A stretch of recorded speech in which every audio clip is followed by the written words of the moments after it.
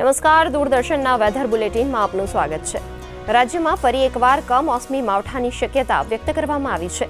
હવામાન વિભાગ દ્વારા આપવામાં આવેલ માહિતી અનુસાર ઉત્તર ગુજરાતના કેટલાક જિલ્લાઓ માટે સામાન્યથી મધ્યમ માવઠાની આગાહી કરાઈ છે। હાલ રાજ્યમાં 3 સિસ્ટમ સક્રિય બનતા વાતાવરણમાં ફેરફાર નોંધાઈ રહ્યો છે।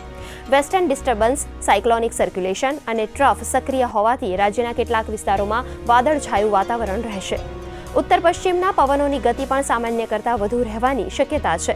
હવામાન વિભાગ દ્વારા આપવામાં આવેલ માહિતી અનુસાર રાજ્યમાં હાલ 3 અલગ અલગ સિસ્ટમ સક્રિય છે, જેના કારણે ઉત્તર ગુજરાતના કેટલાક જિલ્લાઓમાં સામાન્યથી મધ્યમ વરસાદની શક્યતા છે। આગામી દિવસોમાં પવનની ગતિ વધુ રહેશે અને કેટલાક વિસ્તારોમાં વાદળછાયું વાતાવરણ રહેશે। તો ઉત્તરાખંડમાં આવતીકાલ સુધી વરસાદની સંભાવના વ્યક્ત કરાઈ છે। ઓડિશા, તટીય આંધ્રપ્રદેશમાં આવતીકાલ સુધી ગાઢ ધુમ્મસ છવાયેલો રહેશે।